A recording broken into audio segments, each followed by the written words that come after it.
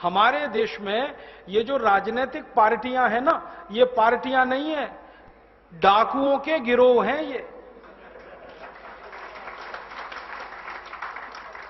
हां, मैंने इनको पार्टी कहना बंद कर दिया। लुटेरों के गिरोह हैं ये, पार्टी नहीं है आप। और लूट में नेताजी लगे हैं, उनकी पत्नी लगी है, फिर उनका बेटा लगा है, बेटे की भी पत्नी लगी है, फिर उनका चाचा, उनका ताऊ, उनका भतीजा, उनका मामा, उनका साला, सभी तो लूटने में लगे हैं। बताओ कौन सा खानदान है जो नहीं लूट रहा है? खानदान के खानदान लूट में लगे हुए हैं। यहीं देख लो आंध्र प्रदेश में। कल तक आंध्र प्रदेश के जिन नेताओं के पास टूटी साइकिल नहीं थी 20 साल पहले, आज उनकी संपत्ति हजारों करोड़ में कहां से आ गई? लूट के आई। और आंध्र प्रदेश क्या, महाराष्ट्र में देख लो, कर्नाटक में, सब जगह यही हाल है। और ये जो राजनीति है, ये चूंकि लुटेरों का गिरोह बन गई है, इसलिए हर लूटखोर नेता का बेटा और बेटी उसमें घुस रहे हैं, क्योंकि इससे ज्यादा आसान काम और क्या मिलेगा? चाय की दुकान भी चलानी पड़ती है तो मेहनत लगती है, यहां राजनीति में तो बिना मेहनत के लूटने को मिलता है। ना कोई मेहनत है, ना कोई मशक्कत है, ना कोई टैक्स देना है, और ना किसी से कोई जवाबदेही है। लूटो लूटो, घर भरो, विदेशी बैंकों के खाते भरो, ये है हमारे देश में। तो मैंने कहा कि अभी एक रास्ता तो ये है कि हम सब फिर से महात्मा गांधी, भगत सिंह, ऊधम सिंह, चंद्रशेखर का अवतार ग्रहण करें और इन नए काले अंग्रेजों को इस लूट की व्यवस्था से बाहर करें। ये एक रास्ता है। एक और रास्ता है दूसरा, कि हम सब कुछ ना करें, खामोश बैठे रहें।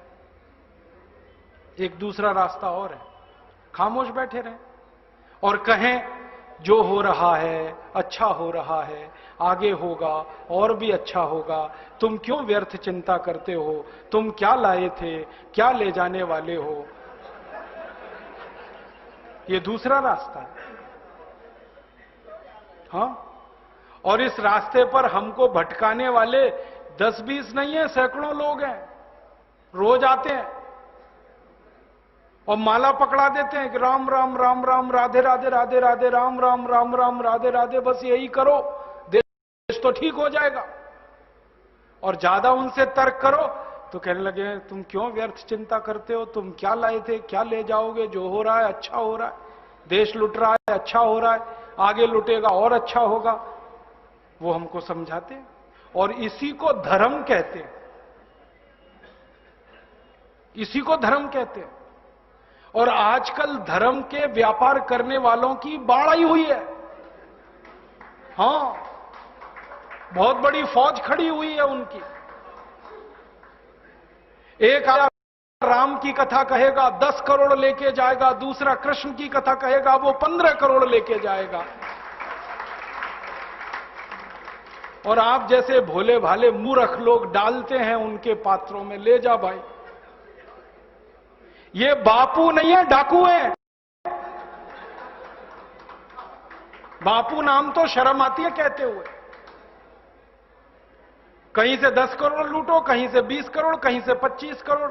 और आप लोगों की मजबूरी है कि काले धन का करें क्या? इनकम टैक्स वाले पकड़ते हैं तो ये बापुओं को देते रहते हो आप,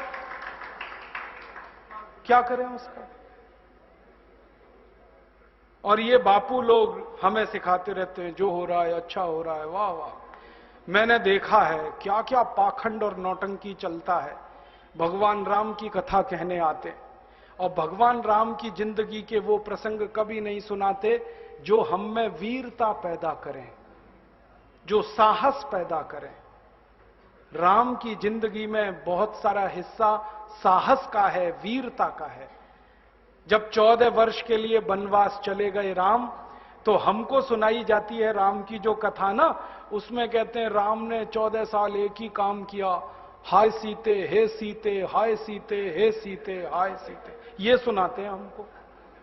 हाँ, यही सुनाते हैं निकाल के कहानी में से।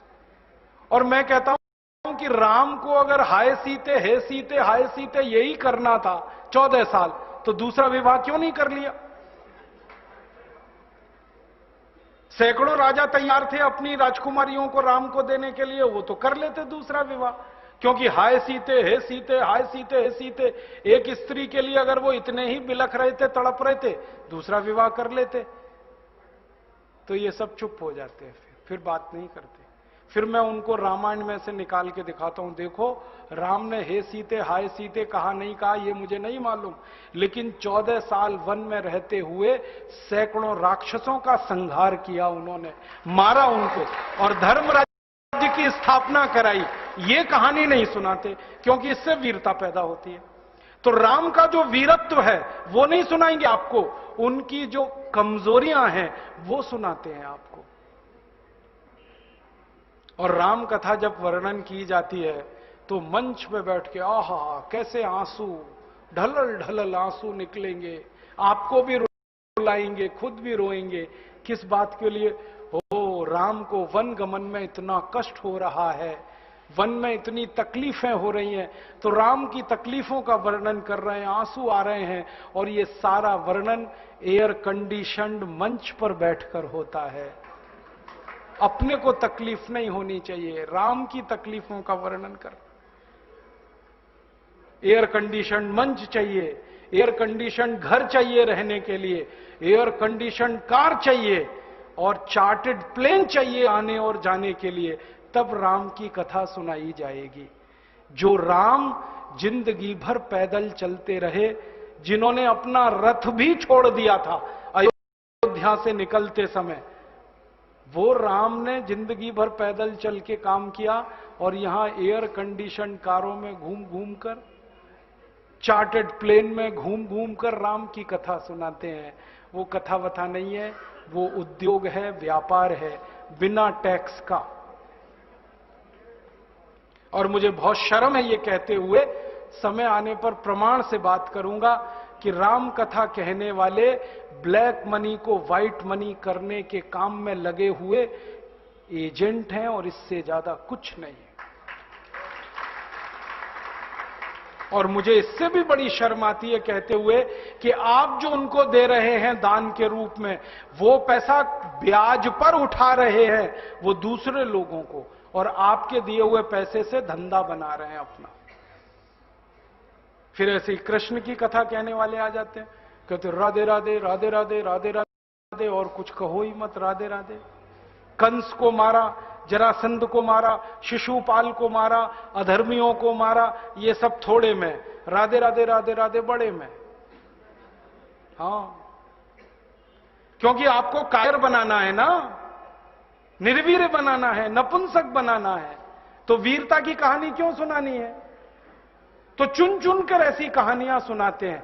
और मैं आपको बहुत गंभीर बात कह रहा हूं कि ये सारे हमारे देश में जो पाखंडी लोग हैं ना, राम और कृष्ण की कथा कहने वाले, ये सरकारों के साथ मिले हुए हैं, क्योंकि सरकारों ने इनको एक कान में मंत्र फूंका है, तुम लोगों का ध्यान इस तरफ भटकाते रहो ताकि कोई महंगाई के खिलाफ न लड़े, गरीबी के खिलाफ न लड़े, बेरोजगारी के खिलाफ न लड़े, अत्याचार के खिलाफ न लड़े, वो डूबा रहे राधे राधे राधे राधे राम राम राम राम, बस इसी में। और समझाते रहो, तुम क्या लाए थे, तुम क्या ले जाओगे, क्यों व्यर्थ चिंता करते हो, जो हो रहा है अच्छा हो रहा है, आगे होगा और भी अच्छा होगा। एक रास्ता ये है। अब दो रास्ते हैं अपने सामने, एक रास्ता भगत सिंह का, ऊधम सिंह का, चंद्रशेखर का, एक रास्ता हमारे ये धर्म गुरुओं का, पाखंडियों का, जो राम की कथा, कृष्ण की कथा। मुझे बहुत ऑफर आए हैं, मैं आपको दिल का दर्द बता रहा हूं, सच में कह रहा हूं, आपसे नाम नहीं लेता। मुझे ऑफर आए कि तुम कहां बेकार भटक रहे हो, मेरे साथ आ जाओ। मैंने कहा बापूजी क्या होगा उसमें? तो कहने लगे जितना मिलता है वो डबल हो जाएगा। मैं बोल रहा कैसे? तो उन्होंने कहा तुम्हारी वाणी में बहुत जोर है और मेरे पास लोगों की भीड़ इकट्ठा करने का, मजमा लगाने का तरीका है। मैं ऐसा डमरू बजाता हूं कि सब इकट्ठे होते हैं, और तुम्हारी वाणी में जोर बहुत है, मिलके लूटेंगे, थोड़ा तुम्हारा थोड़ा मेरा। ऐसे खुले ऑफर हैं मेरे पास। और मैं कहता हूं बापूजी माफ करो। क्यों? कहते तुम्हें पैसे नहीं चाहिए? मैंने कहा पैसे ही चाहिए होते तो बहुत रास्ते हैं मेरे पास, यही एक बचा है। पैसे ही कमाने हैं तो बहुत रास्ते हैं, ये एक रास्ता थोड़ी है, बहुत तरीके हैं पैसे कमा लूं।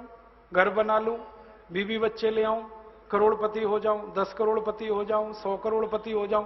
बहुत आसान काम है ये तो। थोड़ी चालाकी हो तो सैकड़ों करोड़ बनाना बिल्कुल मुश्किल नहीं है इस देश में। फिर अंत में तो वही होगा ना, सैकड़ों करोड़ हो गए, एक दिन डायबिटीज होगी, एक दिन अर्थराइटिस होगा, एक दिन हार्ट अटैक आएगा, मैं मरने ही वाला हूं। तो मरना तो है ही, वहां भी शायद जल्दी मरूं, क्योंकि जब शरीर में तामस वृत्ति आती है ना तो जल्दी मरता है आदमी। जब तक सात्विक रहता है तब तक थोड़ा दम रहता है, तो तामस वृत्ति आएगी, मरना मुझे वहां भी है। तो क्यों ना इस रास्ते पे चल के मरूं जहां सात्विक वृत्ति भी है, मरना है ये तो पक्का ही है, जिंदा तो कोई रहेगा नहीं। तो भगत सिंह का रास्ता क्या बुरा, ऊधम सिंह का रास्ता क्या बुरा, चंद्रशेखर का रास्ता क्या बुरा। कुछ करके मरो ना। मरेंगे ये सब भी, साधु संत पाखंडी, राम की कथा सुनाते सुनाते हार्ट अटैक आएगा, मरेंगे वो भी। डायबिटीज सबको हो रखी है, मैंने देखा है नजदीक से जाके, सब इंसुलिन लगाते हैं, खाते हैं गोलियां, अपनी डायबिटीज नहीं मिटा पाते, दूसरों को उपदेश देते फिरते। ब्लड प्रेशर सबको बढ़ा हुआ है, क्योंकि ये जो काला धन है ना, इसका हिसाब किताब करने में बीपी ही बढ़ने वाला है। सब बीपी की गोलियां खाते हैं, सब डायबिटीज के लिए शिकार हैं, तो दूसरों को उपदेश देंगे तो मैं भी लग जाऊं, वो एक रास्ता है। एक रास्ता भगत सिंह, ऊधम सिंह, चंद्रशेखर का भी है। मौत तो दोनों में ही आने वाली है, बस अंतर इतना है, एक मौत ऐसी आएगी जिसको देश और समाज जिंदगी भर याद रखेगा, और एक मौत ऐसी आएगी कोई पूछेगा नहीं। तो हमने तो चुन लिया है दूसरा रास्ता, भगत सिंह वाला, ऊधम सिंह वाला, और तय कर लिया है कि जैसे भगत सिंह, ऊधम सिंह, चंद्रशेखर ने गोरे अंग्रेजों को भगाया, वैसे ही हम आज के इन काले अंग्रेजों को मार